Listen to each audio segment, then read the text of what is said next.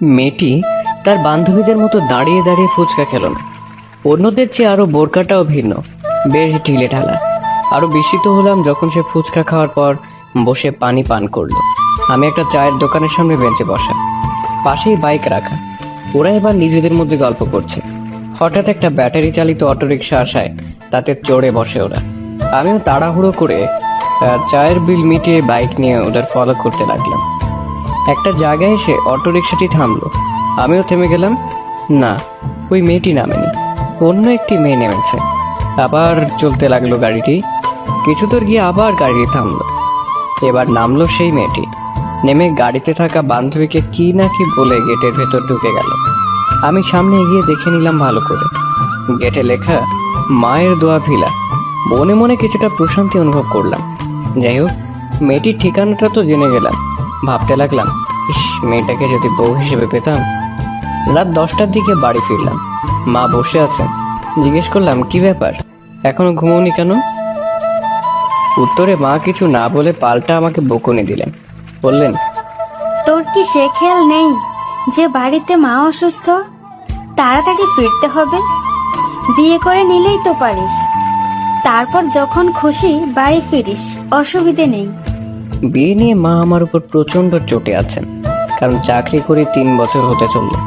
অথচ এর মধ্যে বাবা মারা যাবার পর মায়ের অনেক অনুরোধ করা সত্ত্বেও আমি বিয়ের জন্য রাজি হইনি। মায়ের খুব শখ, তিনি তার নাতি নাতনির মুখ দেখতে চান, তাদেরকে কোলে পিঠে করে মানুষ করে রেখে যেতে চান। কিন্তু সে কি বললেই আর হয়? আমার যে সেভাবে কোনো মেয়েকেই মনে ধরেনি। এবার গিয়ে মায়ের কোলে বাধ্য ছেলের মতো শুয়ে পড়লাম। আমাকে এভাবে শুয়ে যেতে দেখে মা বলে উঠলেন, কি বাচ্চাদের মতলবটা কি? মায়ের আঁচলের একটা অংশ আঙ্গুলের মাথায় পেঁচাতে পেঁচাতে আমি বললাম, মা, মাগো, ও মা, আজ না একটি মেয়েকে দেখে এলাম। এই বলে থেমে গেলাম আমি। আমার মাথায় হাত বোলাতে বোলাতে এবার মা বললেন, ভালো কথা। তা মেয়েটার বাড়ি কোথায় আর কি করে? আমি বললাম, সেটা তো জানি না, তবে মেয়েটির বাসা আমাদের নেত্রকোনা শহরে। আমি তাকে একটি বাসায় ঢুকতে দেখেছি, এটাই হয়তো তাদের বাসা, এর বেশি কিছু জানি না। মা বললেন, আচ্ছা ঠিক আছে, আমি যাব কাল ওদের বাসায়। কখন নিয়ে যাবি? কিছুটা অবাক হলাম। বললাম, কালই যেতে হবে তোমার, পরে গেলে হয় না? এবার মা আমার কান টেনে ধরে বললেন, মেয়েটির যদি কোথাও বিয়ে দিয়ে দেয়, পরে কি হবে? আর এখনো যে মেয়েটির বিয়ে হয়নি বা বিয়ে ঠিক হয়নি, সেটাও তো আমরা জানি না, তাই না? মায়ের কথাগুলো শুনে আমি আর কিছুই বলতে পারলাম না। চুপচাপ উঠে ডাইনিং রুমের দিকে চলে গেলাম। মা বাইকের পেছনে বসে থাকতে পারেন না, তাই সিএনজি নিয়ে রওনা হলাম। মা ছেলে বসে বসে পাত্রী দেখার বিভিন্ন বিষয় নিয়ে আলোচনা করছি। মাকে শিখিয়ে দিচ্ছি কোন প্রসঙ্গে কোন কথাটি বলতে হবে, কিন্তু মা আমার উপদেশ গ্রহণ করতে নারাজ। তিনি তার মতো করেই সবকিছু করতে চান। আমাদের বাড়ি থেকে জেলা শহর সিএনজি যুগে 1 ঘন্টার পথ। আমাকে চাকরির সুবাদে সপ্তাহের 5 দিনই নেত্রকোনা থেকে কেন্দুয়ায় যাতায়াত করতে হয়। আর তাই বাইক কেনা। পথিমধ্যে মায়ের কথায় 4 কেজি বালিশ মিষ্টি ও কিছু পান সুপারি কিনে সাথে নিয়ে নিলাম। খালি হাতে কি আর সম্বন্ধ দেখতে যাওয়া চলে? কিছুক্ষণ পরে গিয়ে মায়ের দোয়া ভিলার সামনে সিএনজিটি থামলো। মাকে বললাম, মা, এটাই সেই বাসা, কাল এই বাসাতেই মেয়েটিকে ঢুকতে দেখেছিলাম। মা এবার হেসে বললেন, আল্লাহই ভালো জানেন, এই বাসাটা ওই মেয়েরই নাকি অন্য কারোর? আমি বললাম, অন্য কারোর বলতে কি বলতে চাইছো তুমি মা? আরে গাধা, বাসাটি তো মেয়েটির কোনো আত্মীয়ের বাসাও হতে পারে, অথবা সে এখানে টিউশনি পড়ায়, এমনও তো হতে পারে, তাই না? আমার মাথায় এত কিছু আসেনি আগে। ভাবলাম মা তো ঠিকই ধরেছেন, তাই তো তেমন কিছু তো হতে পারে। গেট খোলাই আছে, কি করব বুঝতেছি না। সিএনজি রিজার্ভ করেই এনেছি। ড্রাইভার আমাদের এসব দেখে জিজ্ঞেস করলো, না জানিয়ে কি এসেছেন নাকি? জি ভাই, হুট করে না জানিয়ে আসা, এখন কি করবো বুঝতেছি না। ড্রাইভার আমার দিকে তাকিয়ে মুচকি হেসে বলল, দাঁড়া না তোরা, আমি দেখছি কি করা যায়। বাসাটির বিপরীত পার্শ্বে একটি চায়ের দোকান রয়েছে। ড্রাইভার সেখানে গিয়ে দোকানদারের সাথে কথা বলে এলো। এসে বলতে লাগলো, আপনারা তো ভুল জায়গায় চলে এসেছেন। ভুল জায়গায় মানে? এই বাসার মালিকের বিয়ের উপযুক্ত কোনো মেয়ে নেই। ছোট দুটি বাচ্চা আছে, মানে কিন্ডার গার্ডেনে পড়ে এমন। বুঝতে পারলাম মায়ের ধারণায় সঠিক প্রমাণিত হলো। মাও শুনলেন ড্রাইভারের কথা। এবার মা বললেন, তুই এখানে দাঁড়া, আমি ভেতরে গিয়ে কথা বলে আসছি। আর কিছু বললাম না, জানি ভুলের জন্যই আমার উপর দিয়ে সুনামি বয়ে যাবে। মা ভেতরে গেলেন, বাইরে বসে অপেক্ষা করতে লাগলাম আমি। প্রায় 15 মিনিট পর মা ফিরে আসলেন। বললাম, কিছু জানতে পারলে? মেয়েটি এখানে বাচ্চাদেরকে পড়াতে আসে, ফোন নাম্বার নিয়ে এসেছি। কি করবি এখন? ফোনে কথা বলে মেয়েটির বাসায় যাবি নাকি ফিরে যাবি? দেখো, তোমার কাছে যা ভালো মনে হয় করো। আমার দিকে একটি কাগজ বাড়িয়ে দিয়ে বললেন, এই নে, এতে মেয়েটির ফোন নাম্বার লেখা রয়েছে, কল দিয়ে আমাকে দে, কথা বলি। নাম্বারটি ডায়াল করে মায়ের হাতে দিলাম ফোনটা। মা একটু দূরে চলে গেলেন কথা বলার জন্য। আমি চুপচাপ বসে রইলাম সিএনজিতে। ভাবতে লাগলাম, কপালে এসবও লেখা ছিল। মা এসে সিএনজিতে উঠে বসে বললেন, মেয়েটির মায়ের সাথে কথা হয়েছে, বাসায় যেতে বলল। আলহামদুলিল্লাহ। তা বাসার ঠিকানা বলেনি? বলেছে। এই বলে ড্রাইভারকে মেয়েটির বাসার ঠিকানা বললেন মা। ড্রাইভার এবার আমাদের নিয়ে চলতে লাগলো কাঙ্ক্ষিত নতুন গন্তব্যে। মিনিট 10 পর একটি বাসার সামনে এসে সিএনজিটি থামলো। ড্রাইভারকে জিজ্ঞেস করলাম, এটাই কি ওই জায়গা? জি এটাই। নেমে কাউকে জিজ্ঞেস করে আরো নিশ্চিত হয়ে নিতে পারে। আমি নামলাম। এবার মাও নামলেন। মা বললেন, ওই নাম্বারে কল দে তো। আবার বল, আমরা সিএনজি নিয়ে রাস্তায় দাঁড়িয়ে আছি, কেউ যেন আসে। মায়ের কথা মতো কল দিলাম আমি। রিং হচ্ছে। রিসিভ করতে আমি সালাম দিলাম, আসসালামু আলাইকুম। ওপাশ থেকে সুরেলা কণ্ঠে জবাব আসলো, ওয়ালাইকুম আসসালাম, আপনারা এসেছেন? জি, আমরা রাস্তায় দাঁড়িয়ে আছি, কাউকে পাঠালে ভালো হতো। একটু অপেক্ষা করুন, পাঠাচ্ছি। এই বলে ফোনটা কেটে দিল। সুর শুনে একেবারে কাঁত হয়ে গেলাম আমি। এত মিষ্টি সুর। এমন সময় মা বললেন, কি রে, কি বললো? পাঠাচ্ছে কাউকে, দাঁড়াতে বলল। মা আমার দিকে তাকিয়ে শুধু হাসছেন। আমি আর কিছু বলছি না, জানি আজ যদি মেয়ে পছন্দ না হয় তাহলে আমার কপালে দুঃখ আছে। মিনিট 2 পরই একটি ছেলে আসলো। চেহারাটা বেশ মিষ্টি। আমাদের দেখেই বুঝে ফেললো মেহমান আমরাই। সে বলল, ভেতরে আসুন, আসুন আমার সাথে। গেলাম ছেলেটির পিছু পিছু। একটু ভেতরে ঢুকে 3 তলা একটি বিল্ডিং। আমাদেরকে নিয়ে 2 তলায় গেল ছেলেটি। দরজায় দাঁড়িয়ে বলল, এটি আমাদের ফ্ল্যাট, ভেতরে চলুন। ফ্ল্যাটটি বেশ বড় সড়োই দেখাচ্ছে। আমাদেরকে গেস্ট রুমে নিয়ে বসানো হলো। মিষ্টি আর পান সুপারিগুলো ছেলেটিকে নিয়ে যেতে বললাম। একে একে সেগুলো নিয়ে গেল ভেতরে। সবকিছু বেশ সাজানো গোছানো। মা বললেন, বলতো মেয়েটি কেন টিউশনি পড়ায়? কেন আবার? হতে পারে সে তার শিক্ষার চর্চার জন্য এটি করে। ঠিক ধরেছিস, আমারও তাই মনে হচ্ছে। দেখা যাক সামনে কি হয়। এমন সময় মায়ের বয়সী একজন ভদ্র মহিলা আসলেন। সালাম ও কুশল বিনিময় হলো ওনার সাথে। বসলেন আমাদের সামনে সোফায়। তারপর মাকে সরাসরি জিজ্ঞেস করলেন, এবার তাহলে বলুন, এই পর্যন্ত কি করে আসা হলো? মা বলতে লাগলেন, আসলে আমার ছেলে এখানে চাকরি করে। গতকাল নাকি সে একটি মেয়েকে দেখে এবং পিছু নেয়। মেয়েটি গাড়ি থেকে যে বাসায় ঢুকে সে ভেবে নেয় মেয়েটির বাসা সেটাই। তারপর বাড়ি ফিরে রাতে আমাকে সে সবকিছু বলে। তারপর আমি ওকে নিয়ে আজ একেবারে চলে আসি সম্বন্ধের জন্য কথাবার্তা বলতে। ওই বাসায় গিয়ে জানতে পারি মেয়েটির বাসা সেটাই নয়, সেখানে নাকি সে পড়াতে যায়। তখন ওদের থেকে নম্বর নিয়ে কথা বলে এখানে আসা। এই হলো পুরো কাহিনী। মায়ের মুখে এসব শুনে ভদ্রমহিলা মুচকি হাসলেন। বললেন, হাই আল্লাহ, এত কিছু ঘটে গেছে। যাই হোক, আল্লাহ যা করেন ভালোর জন্য করেন। তবে আপনার ছেলে যে মেয়েকে দেখেছিল সে আসলে আমাদের মেয়ে নয়, বলতে গেলে সে আমার ভাইয়ের মেয়ে।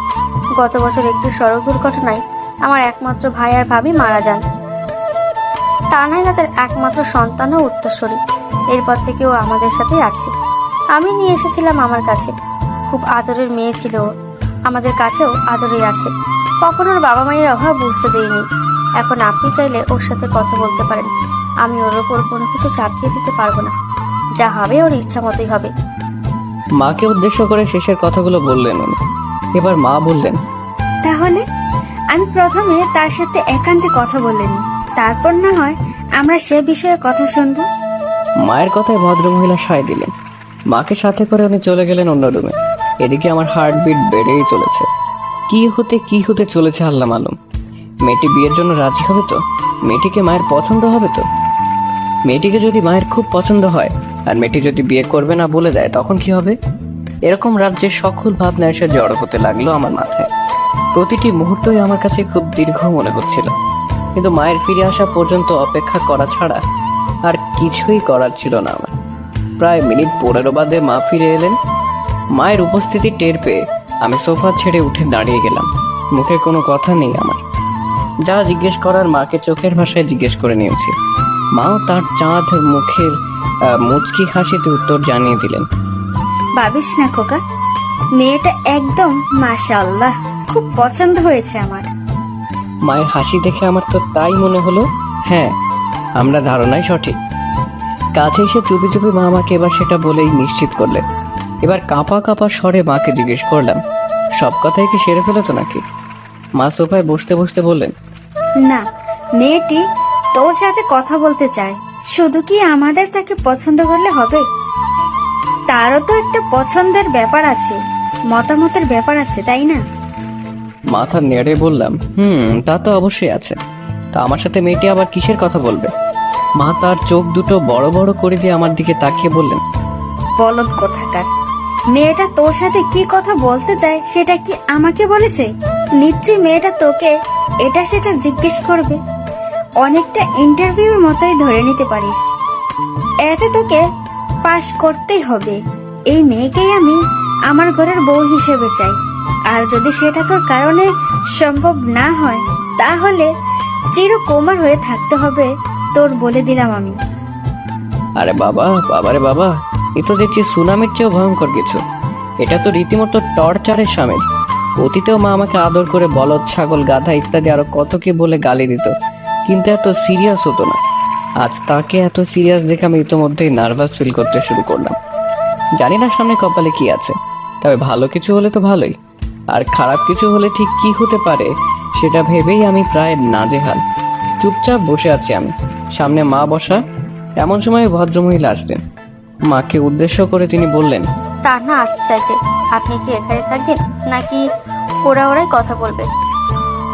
মা মুচকি হেসে ওনাকে বললেন, অসুবিধে নেই, আমরা বাইরে বসি, আর ওরা নিজেদের মধ্যে যা কথা বলার বলে নিক।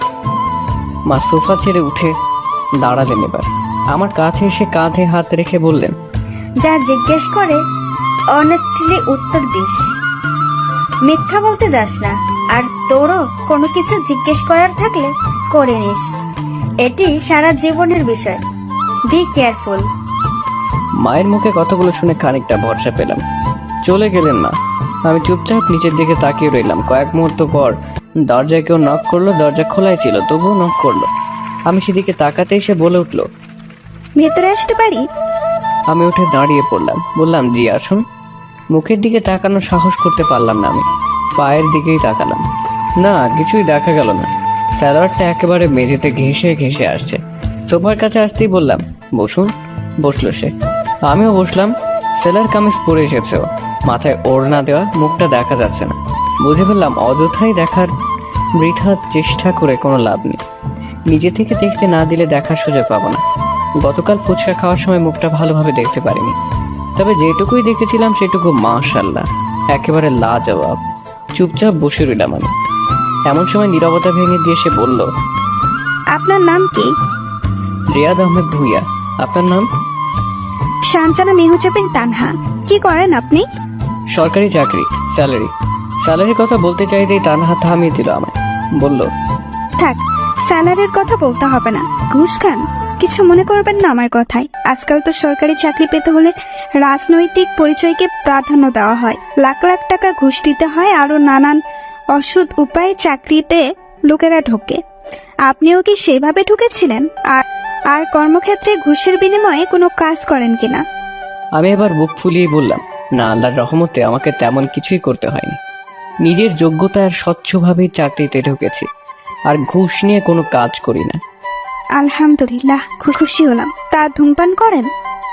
মাঝে মধ্যে চলে একটু আধটু। এই একটু একটু আর চালানো যাবে না। রাজি?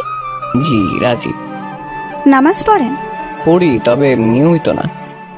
অফিস টাইমে কি নামাজ পড়তে দেয় না? দেয়। আজ আর এখন থেকে নামাজের নিয়মিত হতে হবে, পারবেন? ইনশাল্লাহ পারবো। আমাকে কিছু জিজ্ঞেস করার থাকলে করতে পারেন। তা আমার আর জিজ্ঞেস করার কিছুই নেই, তবে আমি তো আমাকে এখনো দেখেনি, সেটা কি হবে? তানহা এবার তাকালো আমার দিকে।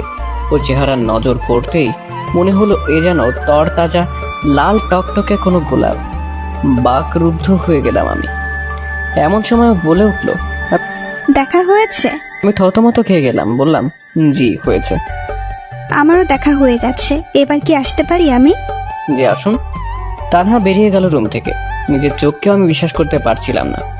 এটা কি দেখলাম আমি? এমন সময় মা ভেতরে আসলেন, এসে আমার কান টেনে ধরে বললেন, কি রে গাধা, এতদিনে একটা কাজের কাজ করলি তাহলে? এজন্য তুমি আমার কান টেনে ধরবে? ধরবই তো। এই বলে আমার কান ছেড়ে দিলেন। মা আমার এমনই, আমাকে যেমন আদর করেন তেমন বকাঝকাও করেন।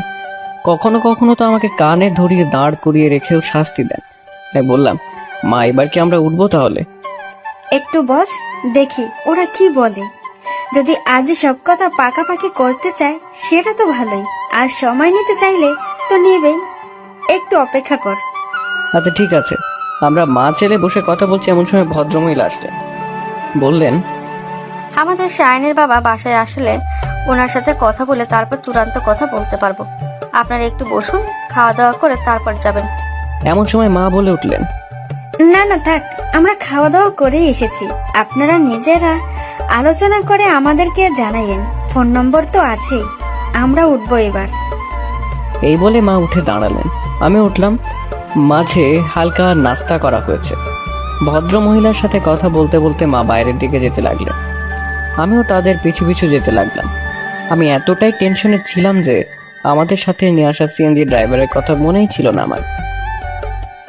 বাইরে এসে দেখি বেচারা গাড়ির ভেতরে ঘুমোচ্ছে। ডাক দিলাম আমি। উঠে গাড়িতে থাকা পানির বোতল নিয়ে মুখ ধুয়ে গলিগুলির মধ্য দিয়ে চলতে লাগলো সে। মেইন রোডে ওঠার পর তাকে বললাম, ভাই ভালো একটা রেস্টুরেন্টের সামনে গাড়িটি দাঁড় করিয়েন তো। আচ্ছা। কি রে, তোর খিদে লেগেছে? আগে বললেই তো পারতি, খেয়ে আসতি ওদের বাসা থেকে। না মা, আমার খিদে পাইনি। এই বলে ইশারা দিয়ে বুঝিয়ে দিলাম ড্রাইভারকে খাওয়ানো দরকার। এতটা পথ আমাদেরকে নিয়ে ড্রাইভিং করছে, তাকে খাওয়ানো উচিত। মা আমার দিকে তাকিয়ে মুচকি হাসলেন। তার হাসির মাঝে আমি গর্ববোধ লক্ষ্য করলাম। সে তার ছেলেকে নিয়ে গর্বিত বলে মনে হলো আমার কাছে। কিছুক্ষণ পর ড্রাইভার একটি রেস্টুরেন্টের সামনে গাড়িটি দাঁড় করিয়ে বলল, নামেন, এটি ভালো রেস্টুরেন্ট, এতে খাওয়া দাওয়া করতে পারে। আমি তার দিকে একটি 500 টাকার নোট বাড়িয়ে দিয়ে বললাম, এটা নিন, আর এখান থেকে গিয়ে পেট ভরে খেয়ে আসুন। আমরা নাস্তা করে এসেছি, খিদে নেই। টাকাটা দেখে আমার দিকে অপলক দৃষ্টিতে তাকিয়ে রইল ড্রাইভার লোকটি। মুহূর্তেই যেন তার চোখ দুটো টলমলে হয়ে গেল। সে টাকাটা নিবে কি নিবে না দ্বিধায় পড়ে গেল। এমন সময় মা বলে উঠলেন, টাকাটা নাও, গিয়ে খেয়ে এসো, আমরা বসছি। লোকটি এবার টাকাটা নিয়ে রেস্টুরেন্টের ভেতরে চলে গেল। খুব ভালো লাগছিল আমার এই কাজে। মাও খুব খুশি হলেন। জানি না এমনটি করার তাড়না কোথা থেকে আসলো, তবে মনে হচ্ছিল খুব ভালো কিছুই হয়তো করেছি।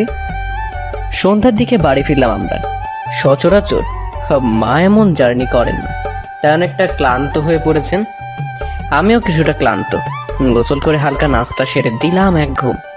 তানহাকে কথা দিয়েছিলাম এখন থেকে নিয়মিত নামাজ আদায় করব।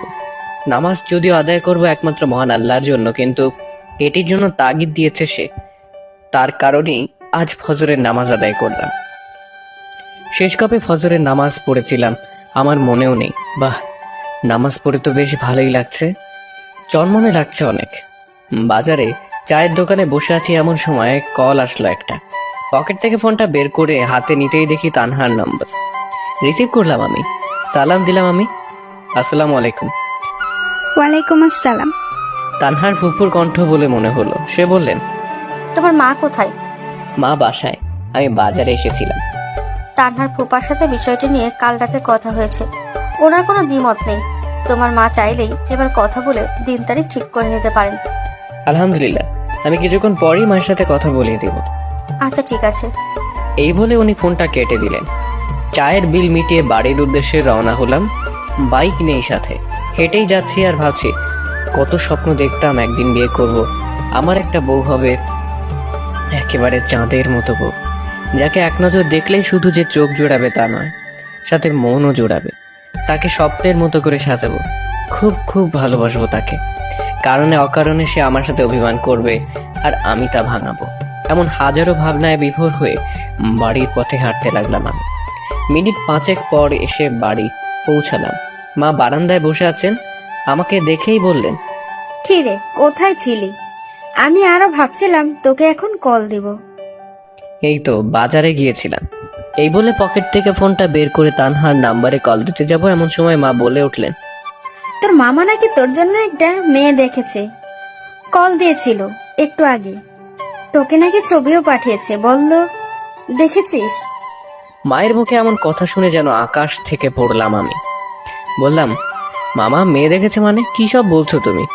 মা নিচের দিকে তাকিয়ে বললেন, আমি ঠিকই বলছি।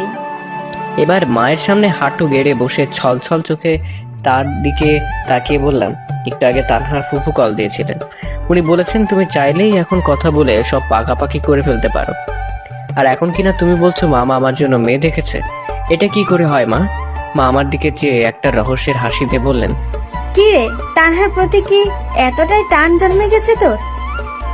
আমি চুপচাপ নিচের দিকে চেয়ে রইলাম, বললাম না কিছু। এবার মা বললেন, তোর মামা বলেছে ওই মেয়েটা নাকি অনেক সুন্দরী, তোকে নগদ 5 লক্ষ টাকা দিবে, আর জিনিসপত্র তো দিবেই। এত কিছু শুনে আমি মুখের উপর না করতে পারিনি। এবার তুই কি ঠিক করবি? কর। আমার মাথার রক্ত গরম হয়ে গেল। এবার মাকে বললাম, কি বললে এটা? মামা কি আমাকে দিয়ে ব্যবসা করতে চাইছে? 5 লক্ষ টাকা দিবে মানে? আমি কি যৌতুক নিয়ে বিয়ে করবো? মা তুমি কি করে মামার এসব কথার পরও চুপ করেছিলে? কিছু বলনি কেন মামাকে? দাঁড়াও, আমি কল দিয়ে জিজ্ঞেস করছি। এই বলে ফোনে মামার নাম্বারটি বের করতে যাবো, এমন সময় মা আমাকে আটকে দিয়ে বললেন, হয়েছে হয়েছে, কাজ হয়ে গেছে, এই নে ধর, কথা বল তানহার সাথে। মা আমার দিকে তাকিয়ে কথাগুলো বললেন, আর সাথে সেই রহস্যমাখা হাসি। আমি অবাক হলাম কিছুটা, বললাম, তানহার সাথে কথা বলবো বলতে মানে কি? তোর সাথে তানহার ফুফু কথা বলার পর তানহা কল দিয়েছিল আমায়। ও কাল আমার নম্বর রেখেছিল। আমি বসে বসে এতক্ষণ ওর সাথে কথা বলছিলাম, এমন সময় তুই চলে আসলি, তাই তোকে একটু বাজিয়ে তানহাকে শুনিয়ে দিলাম তুই যে আমার সোনার টুকরো ছেলে। নে ধর, ও লাইনেই আছে, কথা বল। মা যে এতটাও ডেঞ্জারাস সেটা আমি আগে জানতাম না। বাবারে বাবা, মানতেই হবে তাকে। আমার গলায় একদম পানি ছিল না। মায়ের হাত থেকে ফোনটা নিয়ে ঘরের ভেতরে চলে এলাম। একেবারে নিজের রুমে এসে বিছানায় শুয়ে পড়লাম। আসসালামু আলাইকুম।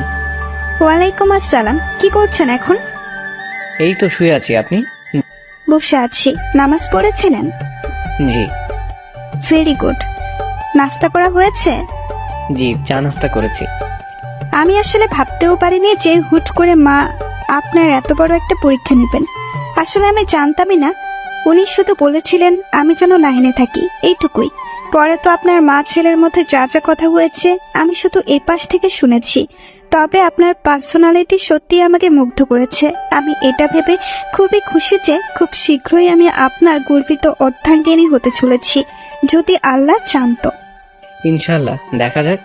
তা এখনই কি মাকে কথা বলে দিব আপনার ফুপুর সাথে? দিতে পারেন। আচ্ছা, আমি ফুপুর কাছে ফোনটা নিয়ে যাচ্ছি, আপনি মায়ের কাছে যান। আচ্ছা ঠিক আছে। এবার মায়ের কাছে ফোনটা নিয়ে গিয়ে বললাম, এই নাও, তানহার ফুপুর সাথে কথা বলো। ওনার কাছে ফোন নিয়ে যাচ্ছ। মা আমার হাত থেকে ফোনটা নিয়ে কারের সাথে লাগিয়ে বসে রইলেন, অপেক্ষা করছেন ওপাশ থেকে রেসপন্সে। আমি আর মায়ের পাশে থাকলাম না, চলে গেলাম ওয়াশরুমের দিকে। মিনিট 15 পরে গোসল সেরে বেরোলাম আমি। সকালে গোসল করে অভ্যস্ত হয়ে গেছি। আমি বের হয়েছি তার টের পেয়ে মা দরজায় এসে নক করলেন।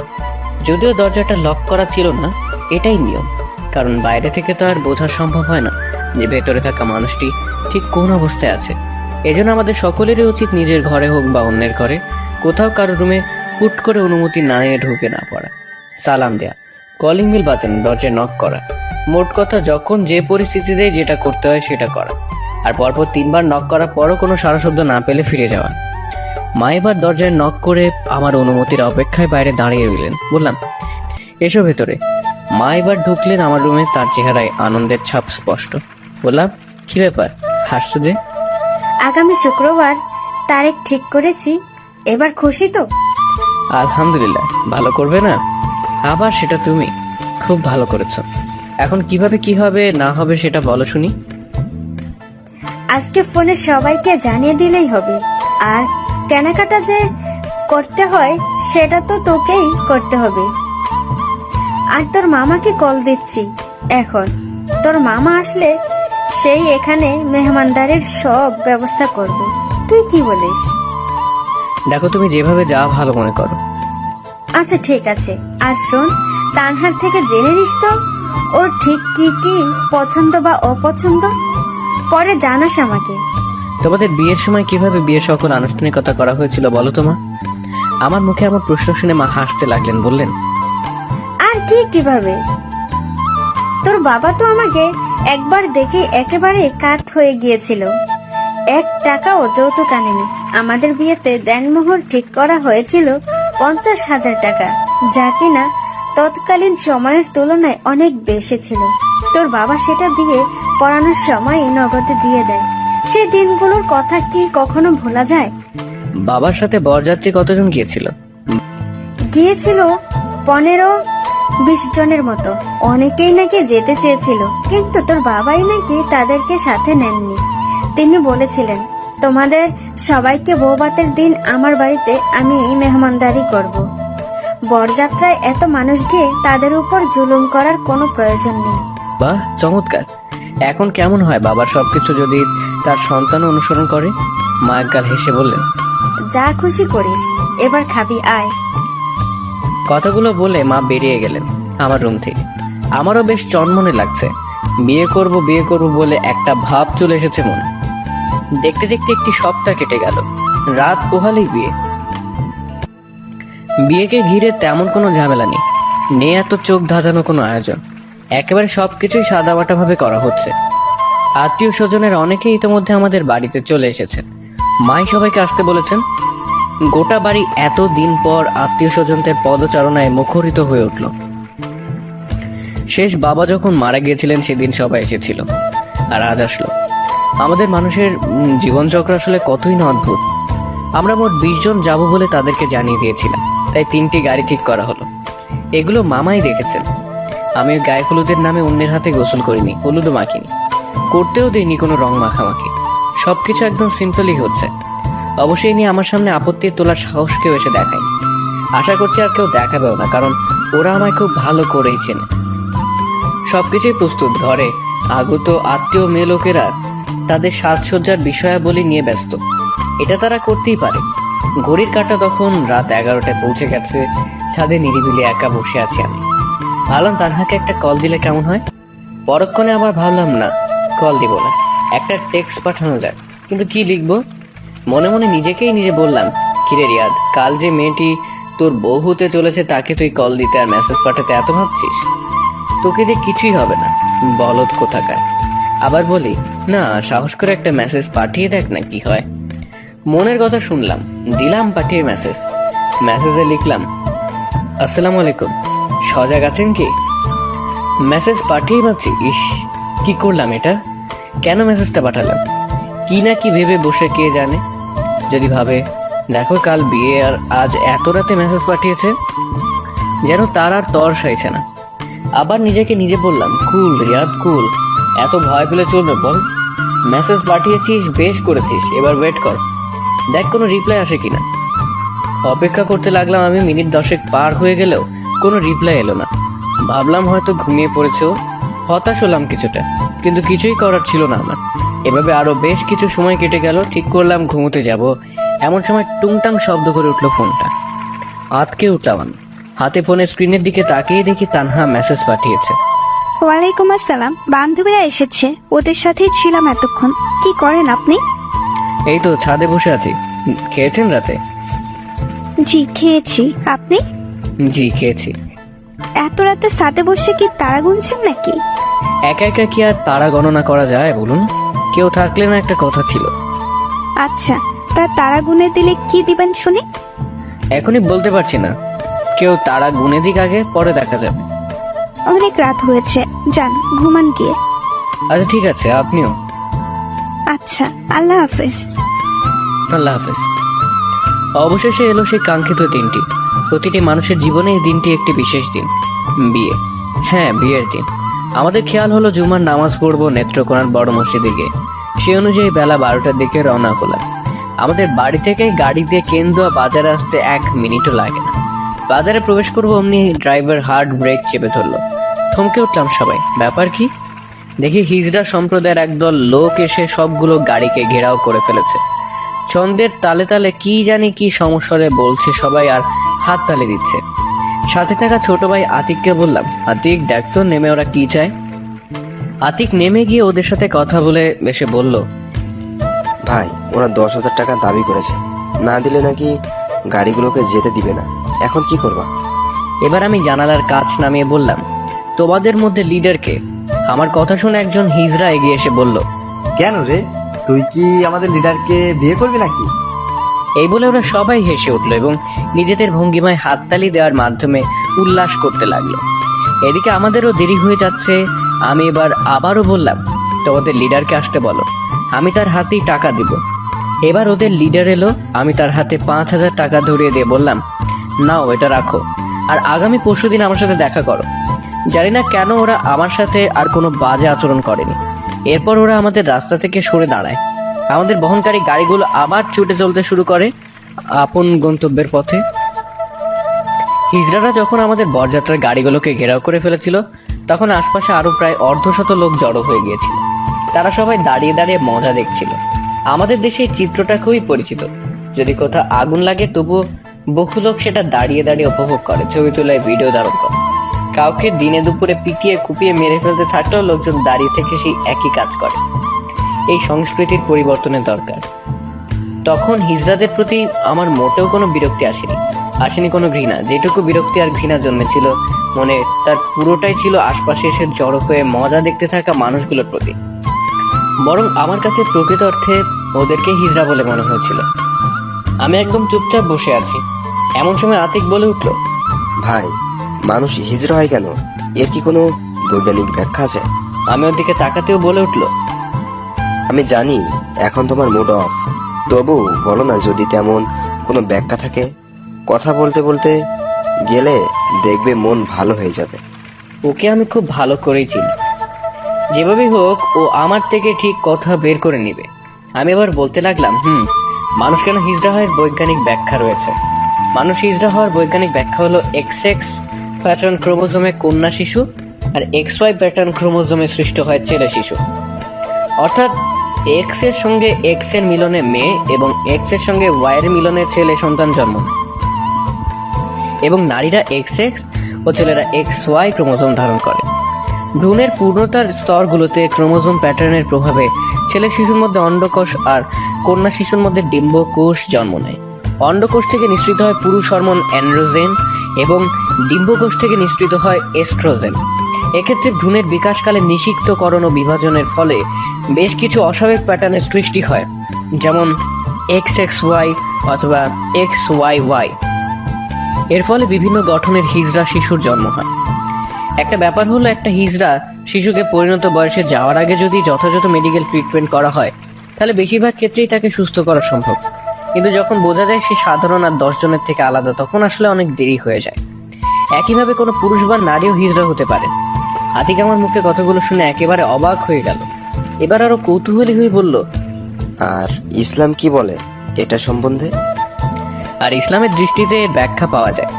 হযরত ইবনে আব্বাস রাদিয়াল্লাহু আনহু বলেন, হিজড়ারা জিনদের সন্তান। কোন এক ব্যক্তি আব্বাস রাদিয়াল্লাহু আনহুকে প্রশ্ন করেছিলেন, এটা কেমন করে হতে পারে? জবাবে তিনি বলেছিলেন, আল্লাহ রাসূল সাল্লাল্লাহু আলাইহি সাল্লাম নিষেধ করেছেন যে মানুষ যেন তার স্ত্রীর মাসিক স্রাব চলাকালে যৌন সঙ্গম না করে। সুতরাং কোনো মহিলার সঙ্গে তার ঋতুস্রাব হলে শয়তান তার আগে থাকে এবং সেই শয়তান দ্বারা ওই মহিলা গর্ভবতী হয় ও হিজড়া সন্তান প্রসব করে। মানুষ ও জিনের যৌথ মিলনজাত সন্তানকে ইসলামে বলা হয় খুন্নাস। প্রামাণ সূত্র সূরা বনী ইসরাইল আর রহমান 54, ইবনে আবি হাতিম, হাকিম তিরমিজি। আসলে কি জানিস হাতি, কেউ তার নিজের দোষে হিজড়া হয় না। হিজড়া হওয়ার পেছনে তার নিজের কোনো হাত থাকে না। বর্তমানে বিশ্বের বহু দেশেই হিজড়াদের স্বীকৃতি রয়েছে। বাংলাদেশ সহ বিশ্বের বিভিন্ন দেশে তৃতীয় লিঙ্গের বা হিজড়াদের অবস্থান ধীরে ধীরে আরো দৃঢ় হচ্ছে। বাংলাদেশ তাদেরকে তৃতীয় লিঙ্গ হিসেবে স্বীকৃতি দেয় 2014 সালে। অস্ট্রেলিয়া ও নিউজিল্যান্ড 2011-12 সালে তৃতীয় লিঙ্গের জন্য নতুন নীতিমালা প্রণয়ন করেছে। ইউরোপীয় দেশগুলোর মধ্যে জার্মানি সর্বপ্রথম হিজড়া জনগোষ্ঠীকে অনির্ধারিত লিঙ্গ হিসেবে জন্ম সনদ নিবন্ধনের মাধ্যমে স্বীকৃতি দেয়। ভারত 2014 সালের এপ্রিলে তৃতীয় লিঙ্গকে স্বীকৃতি দেয় এবং পাকিস্তান সরকারও 2009 সালে হিজড়াদের জন্য জাতীয় পরিচয়পত্র প্রণয়ন করে। যদিও মালদ্বীপ সহ আরো 54টি দেশ জাতিসংঘ কর্তৃক ঘোষিত লিঙ্গ পরিচিতির বিরোধিতা করে আসছে। হাতি আমার কথাগুলো শুনে একটা দীর্ঘশ্বাস নিয়ে বলল, ভাই, বুঝলাম এবার। আমাদের গাড়ি যদি ওরা না আটকাতো তাহলে এতগুলো কথা হয়তো ওকে আমার বলতে হতো না। বলে অবশ্য ভালোই হয়েছে, ওর মনে হিজড়াদের সম্বন্ধে সঠিক ধারণাটা এসেছে। হিজড়াদের জীবনমানের উন্নয়নের জন্য বাংলাদেশ সরকার বিভিন্ন পদক্ষেপ নিলেও তাতে ওদের যে ইনকাম হয় তার চেয়ে বরং রাস্তাঘাটে ভিক্ষাবৃত্তির নামে চাঁদাবাজি করে ওরা তার চেয়েও হাজারো গুণ বেশি টাকা ইনকাম করে ফেলে। তাই ওরা এসব কাজ বন্ধ করতে চায় না। কাজেই জনসাধারণের ভোগান্তি নিরসনের বিষয়টিকে নিয়ে আরো গুরুত্বের সাথে সংশ্লিষ্টদের কাজ করা দরকার বলে আমি মনে করি। এবার আতিকও চুপ, আমিও চুপ। গাড়ি সামনের দিকে এগিয়ে চলছে আর আমি ভাবছি আল্লাহর দুনিয়ায় কত রকমের মানুষের বসবাস। এই হিজড়াদের উগ্র আচরণে আর কাজকর্মে গ্রামে শহরে কত শত মানুষ অতিষ্ঠ, অথচ আমাদের দম্পতিরা চাইলেই সচেতনতার মাধ্যমে হিজড়া সন্তান জন্ম ঠেকানোর চেষ্টা করতে পারে। নেত্রকোনা শহরে জুমার নামাজের আগে আগে গিয়ে পৌঁছলাম আমরা। নামাজ পড়ে রওনা হলাম তানহার ফুফুর বাসার উদ্দেশ্যে। সম্পূর্ণ ঘরোয়া পরিবেশে বিয়ের আয়োজন করা হয়েছে। আমি বলেছিলাম যেন এসব গেট বাঁধার ঝামেলায় না জানতাম। কথা শুনেছেন আমার, অনেক সময় দেখা যায় গেট পাসের টাকা নিয়ে কথা কাটাকাটিতে দ্বন্দ্বে জড়িয়ে হতাহতের ঘটনা ঘটে। এমনকি তার জেরে বিয়ে পর্যন্ত ভেঙে যায়। আমাদের আগমনের খবর পেয়ে তাঁরা এসে সাদরে গ্রহণ করে নেয় আমাদের। বাসার ভেতরে সকলের আপ্যায়নের সব ধরনের ব্যবস্থা করা হয়। যথাসময়ে কাজী সাহেব এলে 2,50,000 টাকা দেনমোহর ধার্য করে বিয়ে সম্পন্ন করা হয় আমাদের। এতে তানহারও মত ছিল, কারণ দেনমোহর কত হবে না হবে এটা নিয়ে পাত্রী চাইলে ডিমান্ড করার অধিকার রাখে, কেননা এর উপর কেবলমাত্র তাঁরই হক বা অধিকার রয়েছে। অবশেষে সন্ধ্যা নামার আগেই আমরা রওনা হলাম বাড়ির উদ্দেশ্যে। নিজের বাবা মাকে হারানোর পর ফুফা ফুফুর কাছেই ছিল তাদের মায়ের বাঁধন ছেড়ে চলে আসতে বড্ড কষ্ট হয়েছে। খুব কান্নাকাটি করেছে, আর এতটাই কান্নাকাটি করেছে যে সে এখন একেবারে গা ছেড়ে দিয়ে ঘুমিয়ে পড়েছে। আর যেখানে মাথা রেখে ঘুমিয়েছে সেই জায়গাটিকে তাদের সহধর্মিণীদের জন্য সুরক্ষিত রাখাটা প্রতিটি পুরুষ মানুষের জন্য নৈতিক দায়িত্ব, কর্তব্য। সন্ধ্যার পর বাড়ি এসে পৌঁছলাম আমরা। বউ এসেছে এমন সবাই বলছে। চাচিরা সবাই এসে জড়ো হয়ে গেছে। সবাই যে শুধুমাত্র বউ দেখতে এসেছে বিষয়টা আসলে ঠিক তা নয়। অনেকেই নানান খুঁত বের করতেও এসেছে। দেখতে এসেছে বউয়ের সাথে জিনিসপত্র কি দিল বা না দিল, বউয়ের গায়ে গয়না কি পরিমাণ, সেগুলো কি আসল খাঁটি সোনার নাকি নকল। আমার একটা খারাপ গুণ হলো আমি যে কারোরই চোখের ভাষা খুব সহজেই পড়ে ফেলতে পারি। কে কোন মতলব নিয়ে হাঁটাচলা করছে সেটার আন্দাজ করতে পারি। এগুলো আবার সত্য প্রমাণিত হয়। তানহাকে মায়ের রুমে নিয়ে বসানো হয়েছে। সবাই খুব ভিড় করে আছে ওর চারপাশে। ভিড় করবে নাই বা কেন, রিয়াদের বউ বলে কথা। আমি রুমে যাবো এমন সময় কানে ভেসে আসলো একটি কথা, দেখেছি সুন্দরী বউই এনেছে, আর কিছু আনতে পারিনি। গলার স্বরটা আমার পরিচিত। হ্যাঁ, বারান্দা থেকে কথাটি বলেছে কেউ। গেলাম আমি। আমাকে এভাবে সামনে ওরা কেউ আশা করেনি তখন। আপনজন বলতে বাড়ির মানুষই। ভাবতে পারিনি কথাটি আমি শুনে ফেলবো। 4 জন ভদ্র মহিলা, তারা সম্পর্কে আমার চাচি হন। এবার তাদের উদ্দেশ্যে বললাম, আমার চাচারা যা আনতে পারেনি আমি তা এনেছি। তারা কাগজের ফুল এনেছিল আর আমি এনেছি বাগানের তরতাজা ফুল। আশা করি সুবাস আমাদের সংসারের আশপাশে যারা থাকে তারাও পাবেন। কি বলেন আপনারা? তারা খুব ভালো করে বুঝতে পেরেছে যে আমি কথাটা ঠিক কোথায় বলেছি আর কোন কথা বললেন না। তারা চুপচাপ চেয়ার ছেড়ে উঠে চলে গেলেন। আমাদের সমাজের নারীদের হলো এই কিছু সমস্যা। তারা নিজেদের মেয়েদেরকে স্বামীর ঘরে সুখে দেখতে চাইবে, তারা চাইবে মেয়ের জামাই যেন তাদের মেয়ের সব কথা মেনে চলে, চাইবে মেয়ে যেন সেখানে রাজ রানীর হালতে থাকে, অথচ ঘরে ছেলের বউকে দেখবে কাজের মেয়ের মতো। ছেলে যদি বউয়ের কথায় কোনো কিছু করে বসে তবেই কেল্লা পথে। না না, আমার ছেলে আর আমার ছেলে নেই, আমার ছেলেকে জাদু করে ফেলেছে, আমার ছেলেকে বশ করে ফেলেছে, আরো কত কি। এসব বদলানো দরকার, চিন্তা ভাবনা দৃষ্টিভঙ্গি পরিবর্তন করা দরকার। আমাদের সমাজের নারীরা বদলে গেলে নারী নির্যাতনের হার অর্ধেকে নেমে আসবে। রাত গভীর হওয়ার সাথে সাথে মানুষের আনাগোনা কমে এলো, সবাই এবার যার যার ঘরে চলে গেছে। আমি সোফায় বসে আছি আর মনে মনে ভাবছি, বিয়ে করে বউ তো নিয়ে এলাম, কিন্তু তার কাছে যাব কখন? এমন সময় ফুফাতো বোন শান্তা এসে বলল। আমি ওর দিকে তাকিয়ে একগাল হেসে মনে মনে বললাম, যাক বাবা, অবশেষে রাত 11:30টার দিকে বাসর ঘরে প্রবেশের অনুমতি মিলল। তাহলে গোটা ঘরে তখন শুনশান নীরবতা বিরাজমান। শান্তার নাকে মলা দিয়ে বললাম, যা এবার ঘুমো গিয়ে। শান্তা চলে যায় এবার। আমি রুমের সামনে দাঁড়িয়ে আছি, 5 মিনিট শুধু দাঁড়িয়ে থাকলাম। বাসর ঘরে কি করে ঢুকবো আর কি হবে না হবে তা ভেবেই আমার হাত পা ঠান্ডা হয়ে আসছিল। আশ্চর্যের বিষয়, আমার এমন লাগছিল কেন তার কিছুই বুঝতে পারছিলাম না। অতবার সাহস করে দরজাটা আলতো করে হালকা খুলেই ফেললাম। সালাম দিলাম আমি, আসসালামু আলাইকুম, আসবো ভেতরে? তার মৃদু স্বরে জবাব দিল, ওয়ালাইকুম আসসালাম, আসুন জনাব। দরজা লক করে বিছানার পাশে এসে দাঁড়ালাম। এবার তানহা বসে আছে। বললাম, অজু আছে কি তোমার? জি আছে, নামাজ পড়বেন? আমি কিছুটা অবাক হয়ে বললাম, তুমি তো দেখছি জানোই তাহলে। নামাজ পড়বো। আচ্ছা দাঁড়ান। এই বলেও বিছানা থেকে নেমে এসে জায়নামাজ বিছিয়ে দিল আমায়। নিজের জন্য বিছালো বাঁ দিকের একটু পেছনে। দুজনেই 2 রাকাত নফল নামাজ আদায় করে নিলাম। আমি উঠে যাব এমন সময় তানহা পেছন থেকে বলে উঠল, মোনাজাত করবেন না? আমি ওর দিকে তাকিয়ে মুচকি হেসে বললাম, তাই তো। ইস্তেগফার কর আর দরুদ শরীফ পড়ো। দোয়া পড়তে শুরু করলাম। হে আসমান জমিনের মালিক, হে পরওয়ারদিগারে আলম, হে রব্বুল আলামিন, এই মধ্য রজনীতে তোমার 2 বান্দা বান্দি নিজেদের নতুন জীবনের সূচনা লগ্নে তুমি রব্বুল আলামিনের দরবারে 2 রাকাত নফল নামাজ আদায়ের পর ভিখারির বেশে হাত উঠিয়েছি। মাওলা, তুমি আমাদের জীবনের সকল গুনাহ মাফ করে দাও। তুমি আমাদের দাম্পত্য জীবনের মধ্যে জান্নাতি সুখ আর শান্তি নাজিল করো। আমাদের পরস্পরের মধ্যে যেন কোনো ধরনের ভুল বোঝাবুঝি না হয়, সেই তৌফিক তুমি দান করো। আমাদের ঔরসে তুমি নেক সন্তান নসিব করিও। আমাদের মধ্যে তুমি বরকত দান করো। আমাদের দুজনের বাবার বংশের আর মায়ের বংশের যারা আজ মৃত, তাদের সকলের কবরকে তুমি জান্নাতের টুকরা বানিয়ে দাও। জীবিতদেরকে সুস্থ আর দীর্ঘ নেক হায়াত দান করো। গোটা পৃথিবীতে তুমি শান্তি নাজিল করো। আমিন ইয়া রাব্বুল আলামিন। মোনাজাত শেষ হতেই তানহা পেছন থেকে সে জড়িয়ে ধরলাম। কিছুটা অবাক হলাম। বললাম, কি ব্যাপার, খুঁজছো কি? আপনি মাদ্রাসায় পড়েছেন তাই না? হ্যাঁ, জানতে না তুমি? কে বলেছে যে জানবো?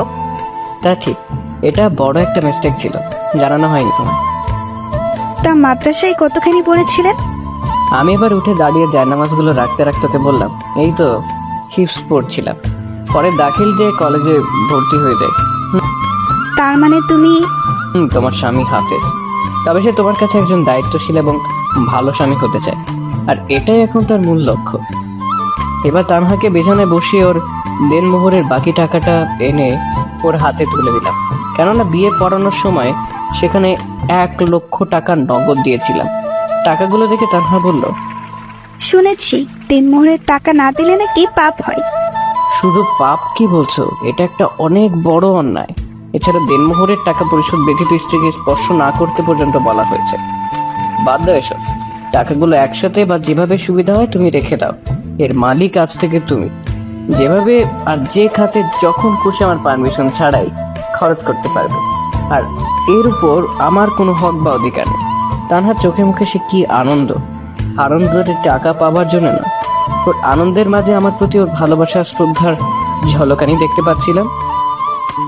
যা ওর স্বামী হিসেবে আমার জন্য খুবই গৌরবের বিষয়।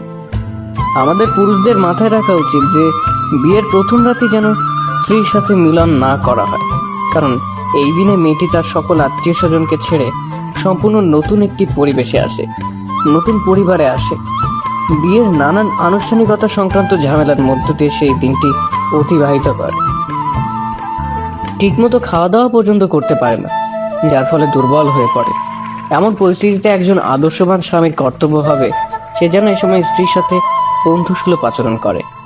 প্রথম রাত্রি স্বামী স্ত্রীর নানান রম্য কথাবার্তা বলে একে অপরের সাথে মিশে যেতে পারে। কাজী বিয়ের প্রথম রাতে স্বামীর উচিত এগুলো মাথায় রাখা এবং স্ত্রীর মনের সকল প্রকার ভয়ভীতি দূর করে দেয়া। রেফারেন্স বেহেশতি জিওর। আমি এবার শুয়ে উপরের দিকে চেয়ে আছি, তানহা পাশে বসা, চুপ করে আছে ও। আমি অপেক্ষা করছি ও কিছু বলে কিনা। না, বেশ কিছু সময় চলে যাবার পরও কিছু বলছে না দেখে আমি বললাম, কি হলো, বসে আছো যে, শুবে না? তানহা আমতা আমতা করে বলল, জি হ্যাঁ। এই বলেও বালিশে মাথা রেখে শুতে যাবে এমন সময় আমি বললাম, বালিশে নয়, বুকে এসো। ও যেন এমনি কোনো কিছু প্রত্যাশা করছিল। হেসে উঠল, অট্ট হাসি নয়, মুচকি হাসি। তুমি ছোটবেলায় কেমন ছিলে বলো তো? আমি ছোটবেলায় কেমন ছিলাম তা জেনে কি করবেন শুনি? আরে বলো না, খুব চঞ্চল ছিলে নাকি মিচকে শয়তান ছিলে? তেমন চঞ্চল নয়, আবার বিস্কিট শৈতানও নয়। গাছে চড়ার অভ্যাস ছিল কি? না, তবে ছোটবেলায় একদিন উঠোনে পেয়ারা গাছে ওঠার চেষ্টা করেছিলাম। পরে একটুখানি উঠতেই নিচে পড়ে যায় আর ব্যথা পাই হাতে। এরপর আর কোনোদিন গাছে ওঠার কথা স্বপ্নেও ভাবিনি। আরে হাতে কোথায় ব্যথা পেয়েছিলে দেখি তো? তানহা এবার মাথা ভাসিয়ে আমার বুকে আলতো করে কিল বসিয়ে বলল, সেটা কি এখনো আছে নাকি? আমি ব্যথা না পেয়েও ব্যথা পাবার ভান করলাম যেন ওর থেকে সিম্প্যাথি পাই। পেলামও সেটা, তবে কি করে পেলাম তা এখানে বলার মতো নয়। পাঠক নিজ দায়িত্বে বুঝে নেবেন। এই অল্প কিছুক্ষণের মধ্যেই দুজনে এতটা কাছাকাছি চলে আসতে পারবো সেটা আমি ভাবতেও পারিনি। আমাকে স্বাভাবিকভাবে দেখেও বলল, তা জনাব, ঘুমাবেন না? সারা জীবনে তো ঘুমাবো, আজকে রাতটা না হয় নির্ঘুমই কাটুক। আচ্ছা বলুন তো, স্ত্রীকে কখনোই কাদের সম্পর্কে তুলে বকাঝোকা করতে নেই? আমি জেনেও সঠিক উত্তরটা দিলাম না। জানি ভুল কিছু বললেও যদি আমাকে ভুল ধরতে পারে এবং সেটা সঠিক জবাবটা আমায় বলতে পারে তাহলে ওর মনটা অনেকটাই ফুরফুরে হয়ে যাবে। তাই বললাম, কি নিয়ে আবার স্ত্রীদেরকে কখনোই খাবার দাবার সম্পর্কে বকাঝকা করতে নেই। তানহা বলল, মোটেই না, ভুল বলেছেন আপনি। তাহলে সঠিক উত্তরটা কি হবে শুনি? স্ত্রীকে কখনোই তাদের বাপের বাড়ির সম্পর্ক টেনে বা তাদের মা বাবার সম্পর্ক টেনে বকাঝোকা করতে নেই। এতে সরাসরি ওদের কলেজে গিয়ে আঘাত করে, খুব কষ্ট পায় তারা। তাই নাকি? আচ্ছা, বিষয়টা মাথায় থাকবে। তা তোমার কি কি পছন্দ আর অপছন্দ বলো তো শুনি। এতদিন নিজের একটা পছন্দ অপছন্দের বিষয় ছিল, কিন্তু আজ থেকে আমার পছন্দ আর অপছন্দটা নির্ভর করবে আপনাকে ঘিরে। সেটা আবার কিভাবে?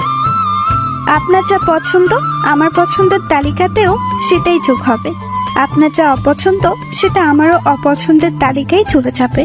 কিন্তু এটা কেন? দেখুন, একজন মেয়ে লোক জন্মের পর তার ভরণ পোষণের সকল প্রকার দায় দায়িত্ব থাকে তার বাবা মায়ের উপর, এবং সেটা বিয়ের আগ পর্যন্ত।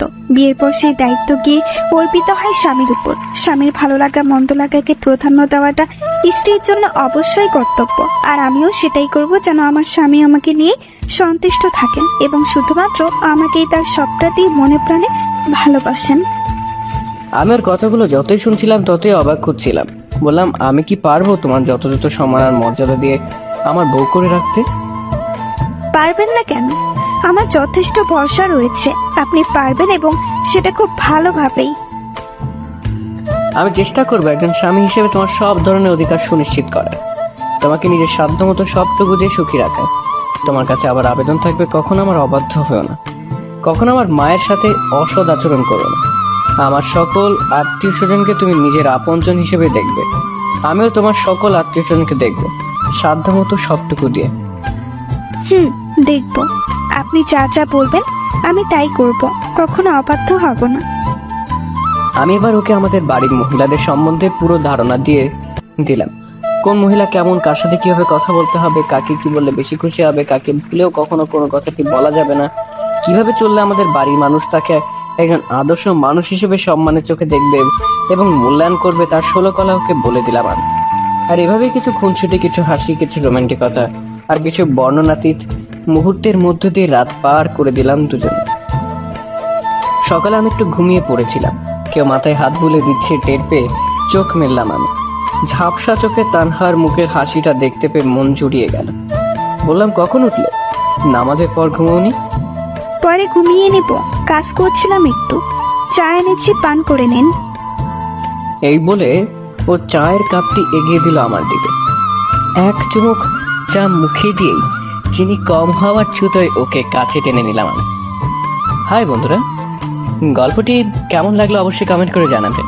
আর যারা এখনো প্রেমের ক্যারিকট চ্যানেলটি সাবস্ক্রাইব করেনি তারা অবশ্যই করে রাখো। ধন্যবাদ সবাইকে।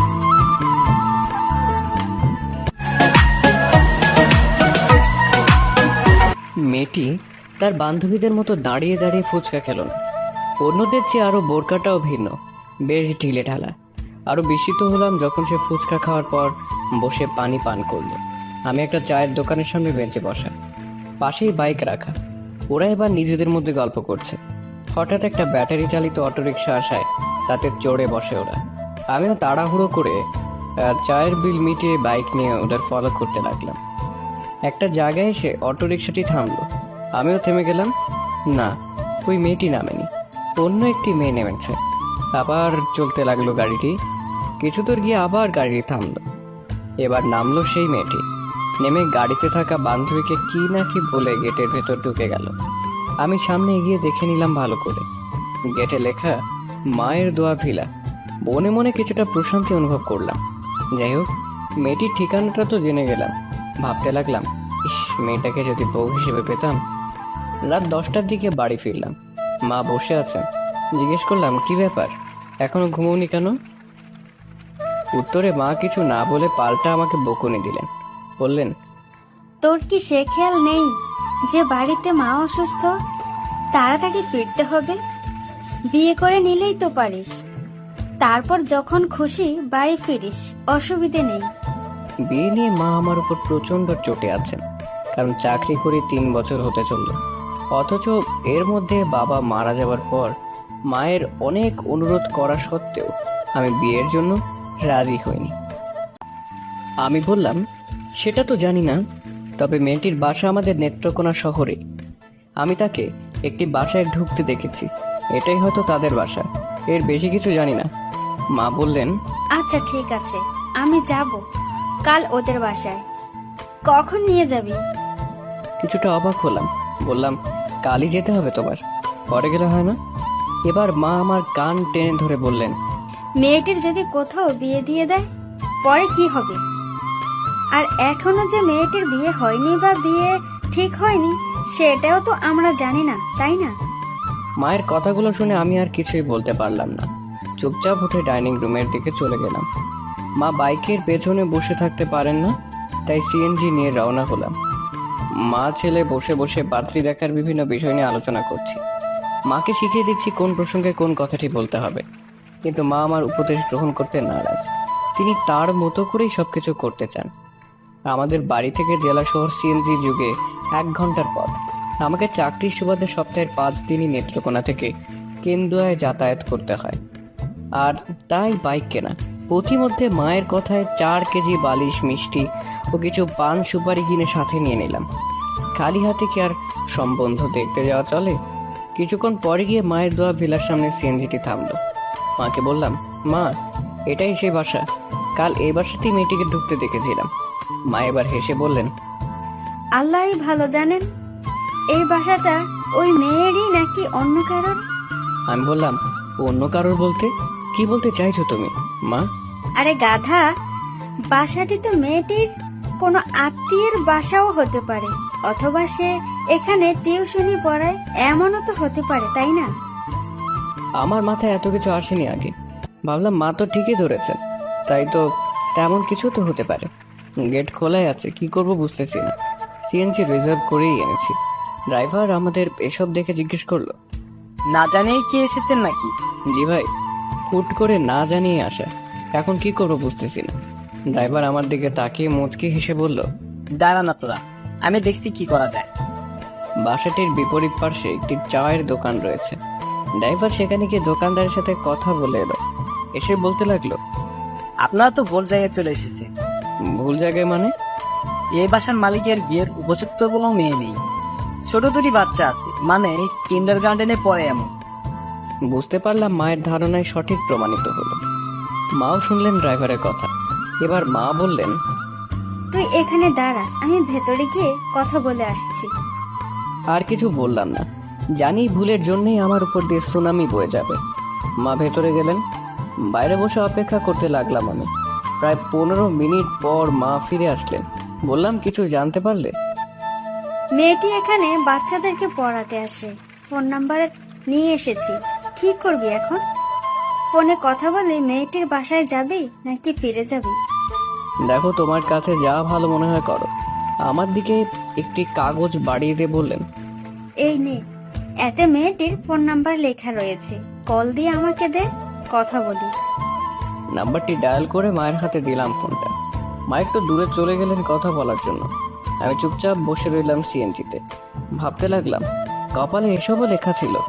মা এসে সিএনজিতে উঠে বসে বললেন, মেয়েটির মায়ের সাথে কথা হয়েছে, বাসায় যেতে বলল। আলহামদুলিল্লাহ। তা বাসার ঠিকানা বলেনি? হুম, বলেছে। এই বলে ড্রাইভারকে মেয়েটির বাসার ঠিকানা বললেন মা। ড্রাইভার এবার আমাদের নিয়ে চলতে লাগলো কাঙ্ক্ষিত নতুন গন্তব্যে। মিনিট 10 পর একটি বাসার সামনে এসে সিএনজিটি থামলো। ড্রাইভারকে জিজ্ঞেস করলাম, এটাই কি ওই জায়গা? জি এটাই। নেমে কাউকে জিজ্ঞেস করে আরো নিশ্চিত হয়ে নিতে পারে। আমি নামলাম এবার। মাও নামলেন। মা বললেন, ওই নাম্বারে কল দে তো, আবার বল আমরা সিএনজি নিয়ে রাস্তায় দাঁড়িয়ে আছি, কেউ যেন আসে। মায়ের কথা মতো কল দিলাম আমি। রিং হচ্ছে। রিসিভ করতে আমি সালাম দিলাম, আসসালামু আলাইকুম। ওপাশ থেকে সুরেলা কণ্ঠে জবাব আসলো, ওয়ালাইকুম আসসালাম, আপনারা এসেছেন? জি, আমরা রাস্তায় দাঁড়িয়ে আছি, কাউকে পাঠালে ভালো হতো। একটু অপেক্ষা করুন, পাঠাচ্ছি। এই বলে ফোনটা কেটে দিল। সুর শুনে একেবারে কাঁত হয়ে গেলাম আমি। এত মিষ্টি সুর। এমন সময় মা বললেন, কি রে, কি বললো?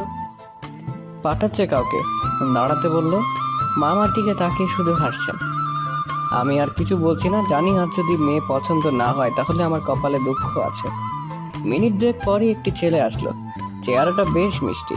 আমাদের দেখেই বুঝে ফেললো মেহমান আমরাই। সে বলল, ভেতরে আসুন, আসুন আমার সাথে। গেলাম ছেলেটির পিছু পিছু। একটু ভেতরে ঢুকে 3 তলা একটি বিল্ডিং। আমাদেরকে নিয়ে 2 তলায় গেল ছেলেটি। দরজায় দাঁড়িয়ে বলল, এটি আমাদের ফ্ল্যাট, ভেতরে চলুন। ফ্ল্যাটটি বেশ বড় সড়োই দেখাচ্ছে। আমাদেরকে গেস্ট রুমে নিয়ে বসানো হলো। মিষ্টি আর পান সুপারিগুলো ছেলেটিকে নিয়ে যেতে বললাম। একে একে সেগুলো নিয়ে গেল ভেতরে। সবকিছু বেশ সাজানো গোছানো। মা বললেন, বলতো মেয়েটি কেন টিউশনি পড়ায়? কেন আবার? হতে পারে সে তার শিক্ষার চর্চার জন্য এটি করে। হুম, ঠিক ধরেছিস, আমারও তাই মনে হচ্ছে। দেখা যাক সামনে কি হয়। এমন সময় মায়ের বয়সী একজন ভদ্র মহিলা আসলেন। সালাম ও কুশল বিনিময় হলো ওনার সাথে। বসলেন আমাদের সামনে সোফায়। তারপর মাকে সরাসরি জিজ্ঞেস করলেন, এবার তাহলে বলুন, এই পর্যন্ত কি করে আসা হলো? মা বলতে লাগলেন, আসলে আমার ছেলে এখানে চাকরি করে। গতকাল নাকি সে একটি মেয়েকে দেখে এবং পিছু নেয়। মেয়েটি গাড়ি থেকে যে বাসায় ঢুকে সে ভেবে নেয় মেয়েটির বাসা সেটাই। তারপর বাড়ি ফিরে রাতে আমাকে সে সবকিছু বলে। তারপর আমি ওকে নিয়ে আজ একেবারে চলে আসি সম্বন্ধের জন্য কথাবার্তা বলতে। ওই বাসায় গিয়ে জানতে পারি মেয়েটির বাসা সেটি নয়, সেখানে নাকি সে পড়াতে যায়। তখন ওদের থেকে নম্বর নিয়ে কথা বলে এখানে আসা। এই হলো পুরো কাহিনী। মায়ের মুখে এসব শুনে ভদ্রমহিলা মুচকি হাসলেন, বললেন, হাই আল্লাহ, এত কিছু ঘটে গেছে। যাই হোক, আল্লাহ যা করেন ভালোর জন্য করেন। তবে আপনার ছেলে যে মেয়েকে দেখেছিল সে আসলে আমাদের মেয়ে নয়, বলতে গেলে সে আমার ভাইয়ের মেয়ে।